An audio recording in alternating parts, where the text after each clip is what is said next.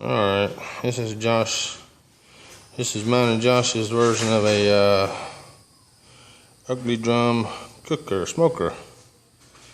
We started working on the grill out there, and I've been doing some reading. Them were oil drums. These were vegetable oil drums. These were motor oil drums. And I got another drum over there for vegetable oil right there. But excuse the mess. This is our version of the ugly drum smoker. We're putting a burner on the bottom. Went out to Lowe's and bought a $60 burner. Put out 160,000 BTU. Went to Hardware House Ace Hardware. Found this one. Don't know exactly how much it puts out, but it's out a lot less. It was just the replacement burner. So we welded the bracket in place and holding this on. As soon as Josh gets done in there, he's putting these screws on our valves here, which we don't really need, other than to let the propane breathe. Alright, what else here? Okay. And what I'm going to use is my weed torch from Harbor Freight. Took the end off of it, and it bolts right into my my valve there. Now I'm not going to use the trigger. I'm just going to use the valve. I mean my burner. It bolts right into my burner, so this will be sticking out, and it'll be sitting sideways or upright, whichever, and allow me to control the propane flow. We've already tested the burner out. It works fine. Don't know how much heat it's going to put off. We still got to finish sanding the outside of this. We've already done one burn on this barrel, and of course it's gotten rusted sitting in here because we were working on the other drum, the double drum. And so here in a minute we're going to set it up right, show you the inside of it. We still have to put our we're going to put a heat shield. These are 3 inches up. Right at the top of these, right at 3 inches. So I'm probably going to put a heat shield at 5.5 inches right here on the inside. So that'll give me a heat shield basically. This is about 1 inch lip there, maybe. It's going to give me about a 5-inch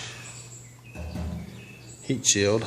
My burner, or my grate, my grill shelving pieces are sitting about right here. So I got all this area, instead of brisket or instead of pork shoulder, and then I've got another when I put my shield plate here, put my here, yeah, and I put my my wood and my liquid here on top of it. It'll probably come up to here at the max. This gives me from here to here to add another grill if I wanted to. I haven't measured that yet, but that's what I'm thinking. Right now I'm only going to use one grill, one grate, and we have to sweep this place up. Trying to get this done today so we can season the inside, season it, burn it, season it, and I've got a pork shoulder picnic in the house that I need to season and cook tomorrow, just to see how it's going to do, because the 4th of July is coming up next week. We're going to probably cook on the 5th because I got to work. I've been out with eye surgery. I can't see. The eye surgery, they overcorrected my eye, so I can't see anything but up close. I can see my iPad right now, but that is a blur. So, we good, Josh? All right, we're gonna set this thing up right. No, I got you. I still got you. Let's set it up.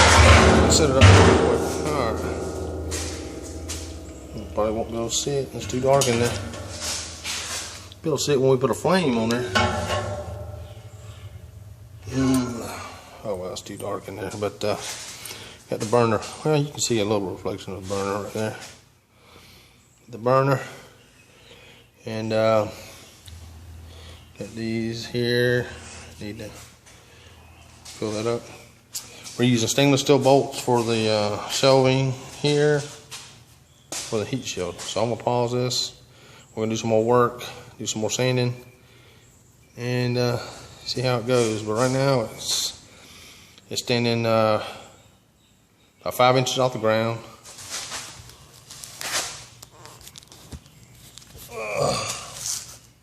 And the burner is right below it there. Okay. But we'll get back here in a second.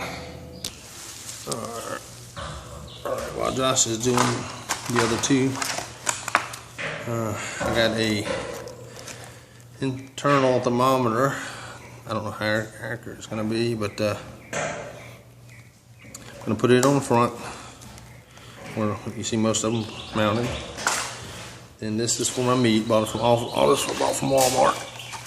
I'm going to actually mount a clamp or a bracket on the outside of the grill to mount this. That's going to be for my meat. And then I got this one, and this is used for deep fryers. But I'm going to actually mount this one somewhere. Try to put it somewhere down the center on the top. Have it where I can remove it. I thought about getting a pressure fitting big enough for this to run through. That way I can stick it down there when I want to and leave it for 10-15 minutes, check it out, and take it back out. But I didn't. And I may not even use this. It costs $5 at Walmart, and I take it back. But we'll see. It'd be nice to have a redundant temperature gauge in 2 different spots on the smoker. But I figure right now it's about 5:30 in the afternoon, maybe. We should have this done, not painted and everything, but at least ready to season in a couple of hours once we add these. And the heat shield. So stay tuned. Alright, what we got. Not too much of a flame. Turn it down.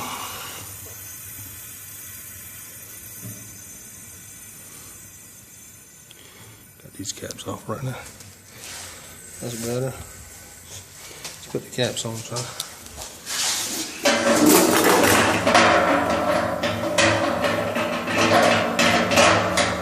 All the way?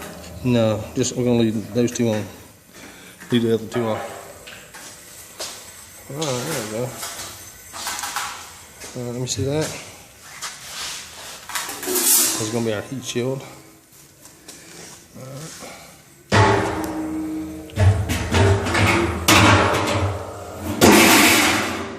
There we go. Then we got our heat shield on.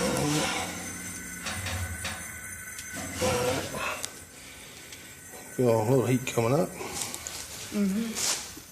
Go ahead and pull these caps back off. Get some air in there.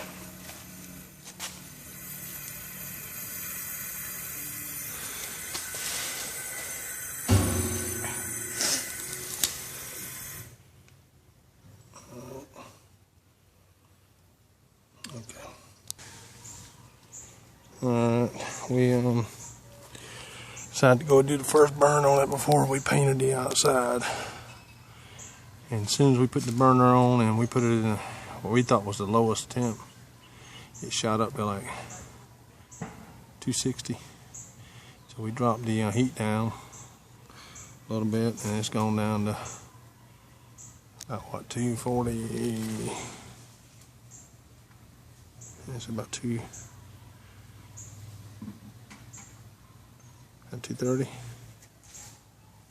So almost 230, 235. So if I can get this thing to hold 220, and we just duck this thermometer in here. Now it's right at 230. I'm gonna build a pilot light for this thing, so we'll always have a light on. Don't have to worry about it going out. But right now,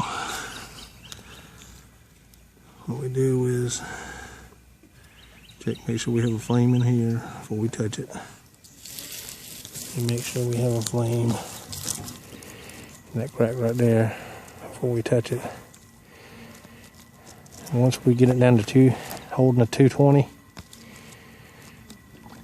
and we take it up to 400, and hold the 400, which is not gonna have a problem holding 400. Then we're gonna cool it down, and we're gonna paint it garnet and black and the Carolina colors. And I'm gonna mount a pilot system in here. That way we'll always have a flame, and we don't have to worry about it flashing out on us. It did a while ago, and